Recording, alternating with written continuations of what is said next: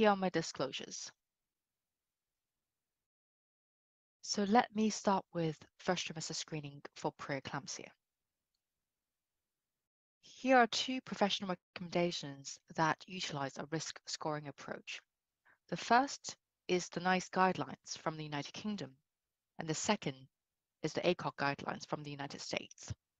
They're rather similar, as you can see. If a woman has one high risk factor or two or more moderate risk factors, then she is considered high risk and is advised to take 75 milligrams or 81 milligrams of aspirin from 12 weeks till the birth of the baby. This approach is simple, but its predictive value is limited, achieving only 30% and 39% detection rates for term and preterm preeclampsia, respectively.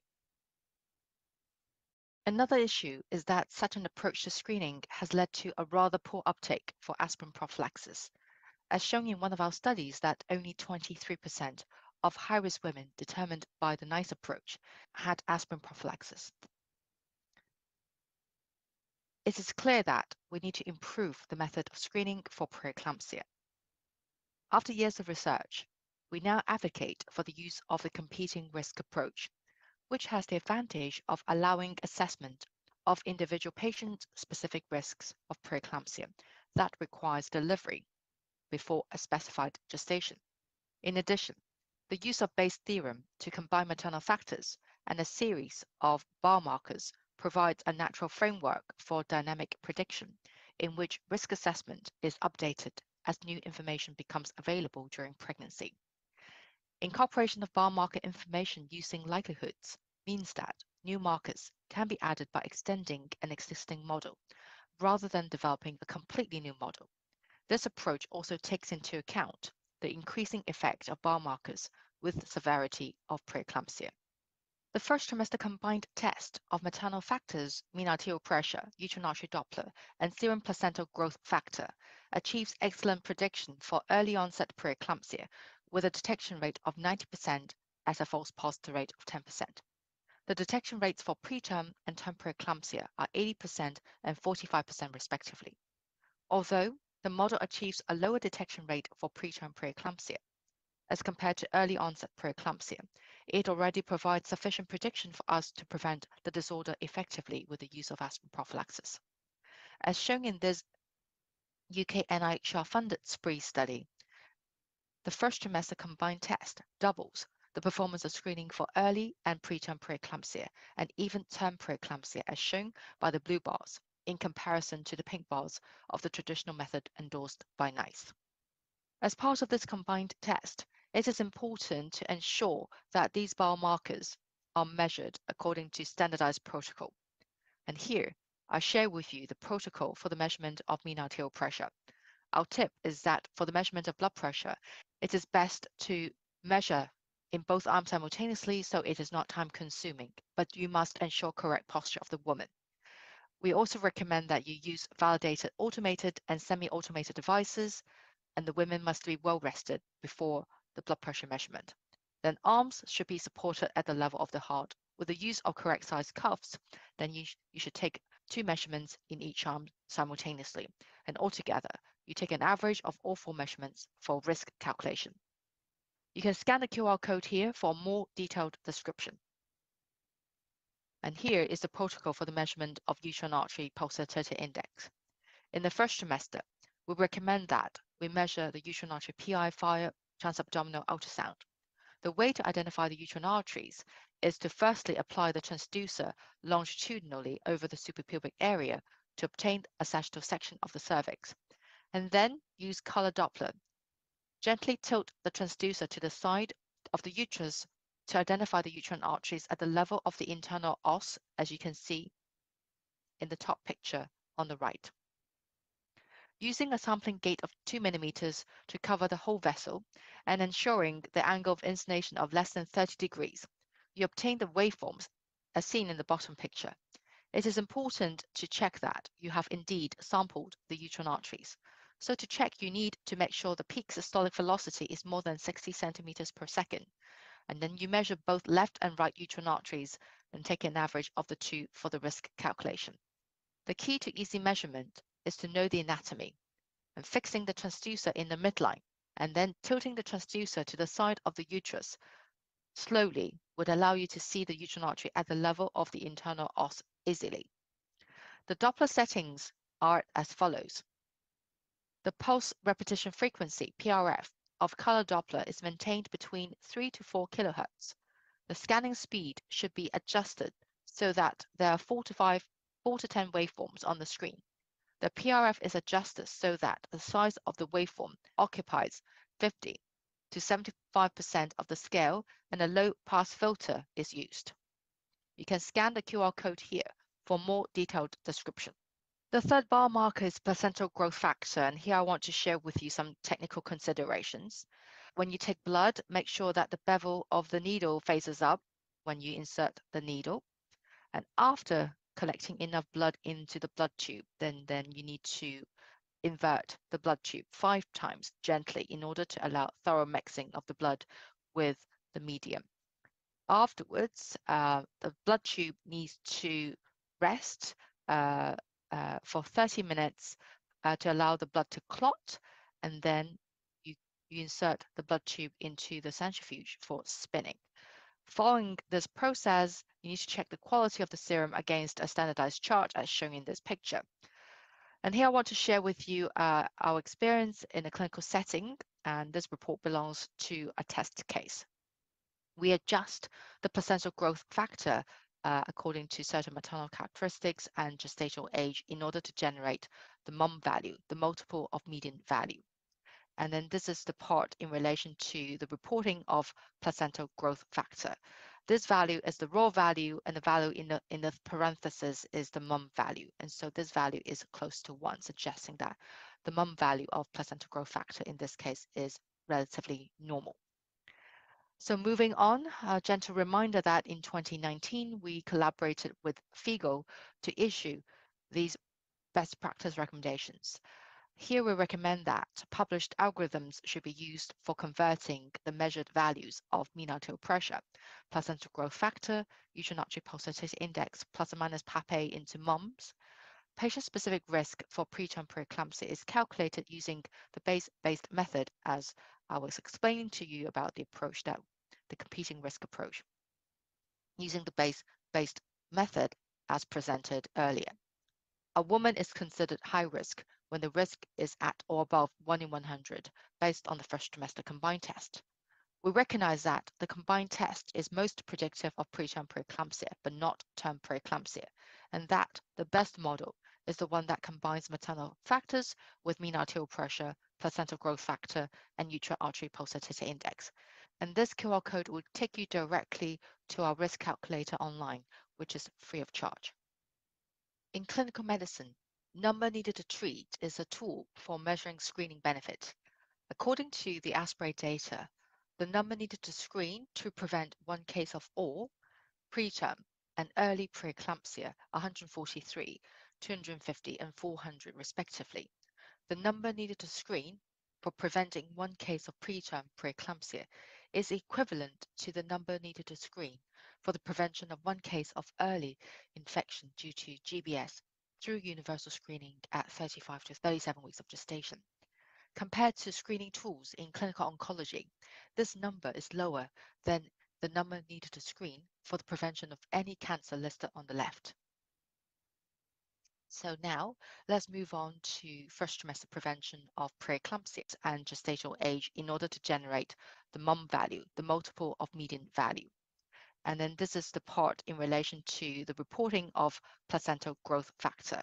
This value is the raw value, and the value in the parenthesis is the MUM value. And so this value is close to 1, suggesting that the MUM value of placental growth factor in this case is relatively normal. So moving on, a gentle reminder that in 2019, we collaborated with FIGO to issue these best practice recommendations. Here we recommend that published algorithms should be used for converting the measured values of mean arterial pressure, placental growth factor, uterine artery pulsatility index, plus or minus PAPA into MUMS. Patient-specific risk for preterm preeclampsia is calculated using the Bayes-based method, as I was explaining to you about the approach that the competing risk approach. Using the Bayes-based method as presented earlier. A woman is considered high risk when the risk is at or above 1 in 100 based on the first trimester combined test. We recognize that the combined test is most predictive of preterm preeclampsia, but not term preeclampsia, and that the best model is the one that combines maternal factors with mean arterial pressure, placental growth factor, and uterine artery pulsatility index. And this QR code will take you directly to our risk calculator online, which is free of charge. In clinical medicine, number needed to treat is a tool for measuring screening benefit.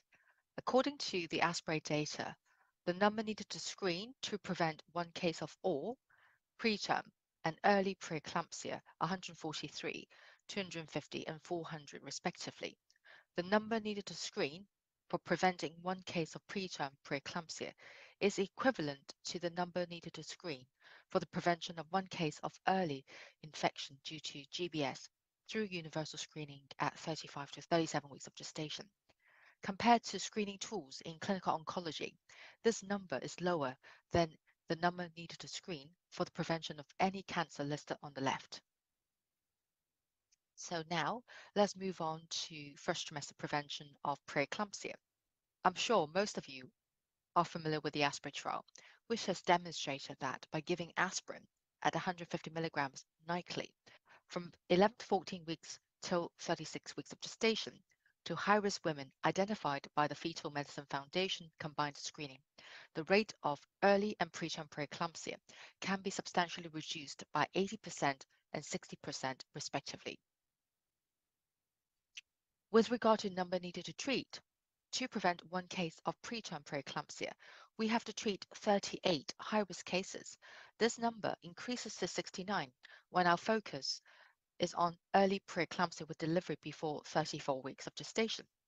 As for preventing small babies, the numbers needed to treat range from 16 to 30. For perinatal death, the number needed to treat is 34, and these numbers are very respectable. Though I'm happy that through our first trimester screen and prevent strategy, we can achieve good results for preventing preterm preeclampsia, there's still a proportion of high-risk women who's not benefiting from aspirin prophylaxis, as shown in these red bars. An important point that I want to make is to understand why some aspirin-treated high-risk women develop preterm preeclampsia. Firstly, we have found a significant interaction between aspirin usage and history of chronic hypertension in the prediction of preterm preeclampsia, which indicates that there is no treatment effect in high-risk women who have chronic hypertension compared to those who do not. Adjusting for aspirin usage and the interaction between aspirin and chronic hypertension, independent predictors for the development of preterm preeclampsia are low PLGF mum, less than 0.712 mum, and very high estimated risks. Women with risks of 1 in 2 to 1 in 10 have a six-fold high risk of developing preterm preeclampsia, and women with risks of 1 in 11 to 1 in 50 have a two-fold high risk of preterm preeclampsia compared to those with risk of 1 in 51 to 1 in 100. Our results have shed some light on who we need to follow up more closely during pregnancy, despite aspirin prophylaxis, and that they are offered more frequent monitoring of blood pressure. This could be in the form of 2 to 4 weekly clinic assessment of blood pressure, depending on the observed blood pressure measurements, together with home blood pressure monitoring. What is unclear to us is whether aspirin truly stops early onset preeclampsia from happening, or whether aspirin reduces the severity of the disorder, leading to a delay in onset and therefore delivery. This exploratory analysis supports the hypothesis that aspirin prevents preeclampsia by delaying the gestational age at delivery. By delaying the onset of preeclampsia, more cases of term preeclampsia are created from those who are meant to develop preterm preeclampsia, resulting in a significant reduction in the rate of preterm preeclampsia, but the rate of term preeclampsia is unchanged. The diagram on the left shows the distribution of gestational age at delivery with preeclampsia in the placebo and aspirin groups in the ASPRE trial. This demonstrates that in the aspirin group, the incidence of early deliveries with preeclampsia is substantially reduced. In addition, aspirin appears to have the effect in delaying the gestational age of delivery with preeclampsia. According to the diagram on the right, the aspirin-related delay is greater for earlier than later preeclampsia. Next, I undertook a study with the use of pharmacometabolomics analysis to further understand why some high-risk women went on to develop preeclampsia despite aspirin prophylaxis, and we found some interesting important findings. There were several steps to our analysis. First, we compared metabolomics profiles in aspirin and placebo second trimester samples using multivariate analysis, and reassuringly, the model showed complete separation of the placebo subjects and the aspirin-treated subjects. The R2Y value of 0.807 and Q2 value of 0.871, and a large separation between true and permutated model Q2 indicated an excellent model. This figure is a heat map of 54 aspirin-altered metabolites identified in multivariate analysis. The list includes the immediate aspirin metabolites salicylate and salicylurate as upregulated, as shown in red. We observed an overall decrease of metabolites in histidine metabolism, glutamate metabolism, long-chain polyunsaturated fatty acids, as shown in green. Next, we evaluated the association between internal exposure of aspirin and clinical response to aspirin treatment. In the aspirin trial, participants self-reported compliance, and we used this to plot against internal exposure that was determined by metabolomics analysis and estimated as leave-two-out orthogonal projections to latent structures discriminant analysis. Samples are colored differently by pregnancy outcomes and treatment groups. Orange as aspirin-treated non-preeclamptic, green as aspirin-treated preeclamptic, blue as placebo-treated non-preeclamptic, and purple as placebo-treated preeclamptic. You can be reassured that the aspirin and placebo groups are completely separated. We then evaluated the distribution of reported compliance and internal exposure in aspirin-treated women with and without preeclampsia. You can see that internal exposure was significantly different between preeclamptic women and non-preeclamptic women within aspirin-treated group. This difference was not statistically significant in reported compliance. Then we evaluated the impact of aspirin treatment on the metabolic clock of gestation. First, we built a multivariate metabolic clock of gestation using the metabolomics profiling of the pre-treatment and placebo-treated samples. Second, we used the clock to predict the gestational age in the aspirin-treated group. A note to make is that the observed gestational age was determined by fetal chromosome length. Aspirin-treated samples were estimated to have a younger gestational age than the placebo-treated samples, depicted by the shift of the green peak from the blue peak. In the aspirin-treated group, gestational age acceleration significantly deviated from zero in a negative direction by 1.27 week, as shown in the green box here, suggesting that aspirin significantly delayed metabolic gestational age. We also demonstrated that aspirin partially reversed 1/4 of the metabolites changed over gestational age advancement. All in all, our findings suggest that aspirin treatment slows down the metabolic clock of gestation. Many of you have asked if the Fetal Medicine Foundation algorithm works elsewhere. I can confidently tell you yes. Here are the results on screening performance in a total screened population of more than 10,000 Asian women. Fixing the false positive rate at 10%, the detection rate was 62%. At a fixed false positive rate of 20%, the detection rate was 75%. Now let's take a look at the data from the FMF as well. So for East Asian women, when we fixed the false positive rate at 10%, the detection rate was 50%, while fixing the false positive rate at 20%, the detection rate was 75%. This graph in the middle schematically compares the results between the Fetal Medicine Foundation and my cohort, and the results are comparable. We were also interested to find out how the NICE and ACOG approaches to screening would perform in Asia. Very clearly, you can see that the FMF triple test is superior to ACOG and NICE recommendations in predicting preterm preeclampsia. So where are we now with our research? The next question that we have is whether we can further improve the screening performance. There's a lot of interest to see whether PAP-A, which is routinely used for the screening of Down syndrome, can be utilized for the screening of preeclampsia.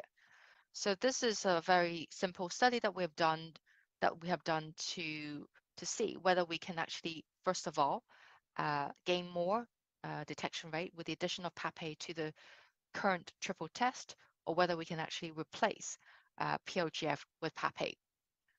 The area under the curve of different tests combination is shown in this chart. And you can see that comparing the current triple test and the quadruple test, there's minimal benefit with the addition of PAP-A, whilst replacing POGF with PAP-A, then you see a drop of area under the curve as shown in this green bar. However, the difference between the area under the curve is not statistically significantly different. But let's take a look from a case-based approach. Out of this cohort, we had 37 women with preterm preeclampsia. And when we use the triple test with PAP-A instead of POGF, the detection rate is only 51.3%. And we are able to detect these cases as shown in the orange circle. And if we have used our current triple test with POGF, the detection rate is nearly 60%. And therefore, by replacing POGF with PAP-A, we are going to miss these 3 women who can be benefiting from aspirin prophylaxis. Although the difference in area under the curve was not statistically significantly different, but we need to also think about the individuals that we could have an impact on. Moving on, so we need to think of other biomarkers. So we've been interested in looking at inhibin A, which is another placental marker. And in this work, for the prediction of preterm preeclampsia and term preeclampsia, now let's quickly look at our current triple test with POGF. The area under the curve with our current triple test is good at 0.859, and for term preeclampsia, the area under the curve is 0.785. Although it seems that we are not able to add on inhibin A to the current triple test because we see a drop in the area under the curve. But how about replacing one of the markers one of the markers within the triple test, such as the uterine artery pulsatility index? We are able to achieve a comparable area under the curve, as shown here, 0.861. This is for preterm preeclampsia prediction. As for term preeclampsia prediction, again replacing uterine artery PI with inhibin A, we are also able to achieve similar area under the curve as compared to our current triple test. This is something that we have to consider because in many parts of the world, still, the use of ultrasound in the measurement of uterine artery PI is not widely implemented. And if we are able to achieve similar prediction with a number of serum biochemical markers together with maternal factors and mean arterial pressure, and this might be an alternative method of screening for some parts of the world.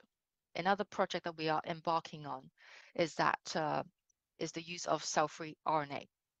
Liquid biopsies that measure circulating cell-free RNA offer an opportunity to study the development of pregnancy-related complications in a non-invasive manner. Here I want to reference a paper from the Quakes group published in Nature last year. The authors have used 404 blood samples from 199 pregnant mothers to identify and validate cell-free RNA transcriptomic changes that are associated with preeclampsia. They have found that changes in cell-free RNA gene expression between normotensive and preeclamptic mothers are marked and stable early in gestation, well before the onset of symptoms. These changes are enriched for genes specific to neuromuscular, endothelial, and immune cell types and tissues that reflect key aspects of preeclampsia physiology, suggesting new hypotheses for disease progression and correlate with maternal organ health. Now, here are the results based on the 4 cohorts included in this study. Other than the discovery dataset, achieving 100% sensitivity as a specificity of 85%, the remaining cohorts for validation are not showing comparable screening performance.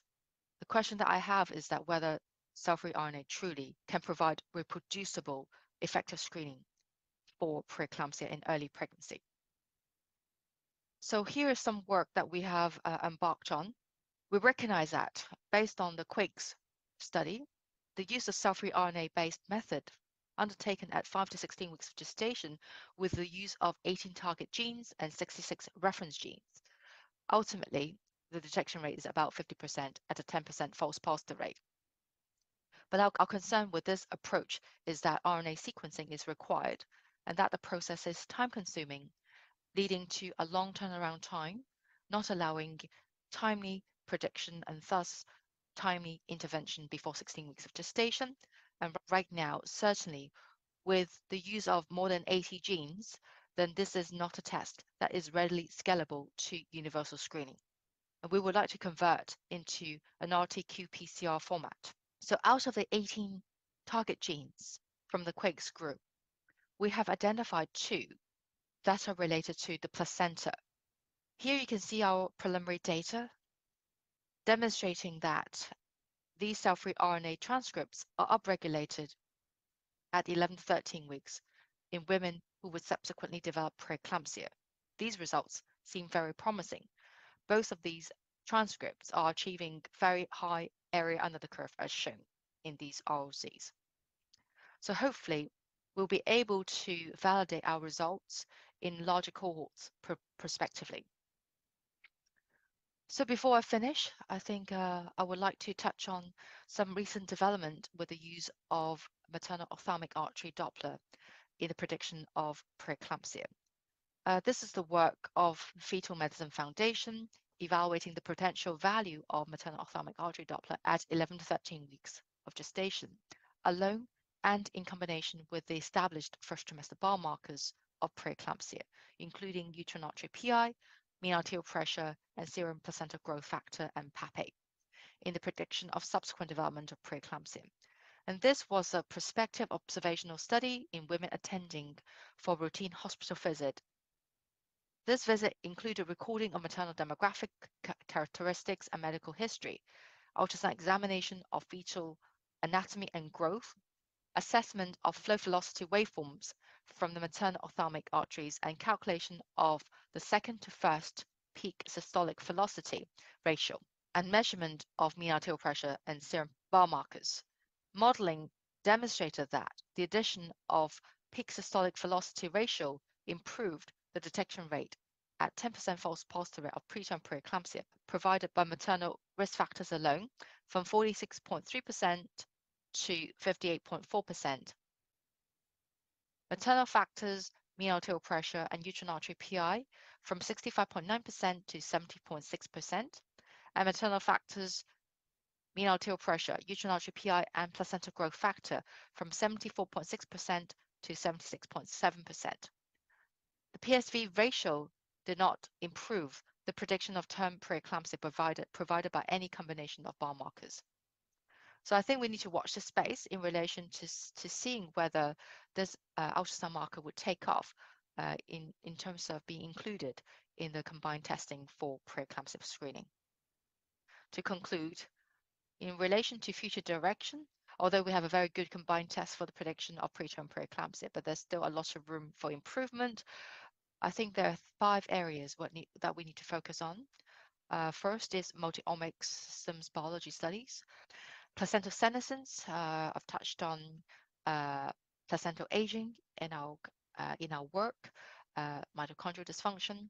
And when it comes to placental biomarkers, I think placental RNAs and placental proteins are still the mainstay of our interest. Another area of interest would be endothelial cardiovascular biomarkers, endothelial RNAs, and endothelial proteins. And lastly, ultrasound markers.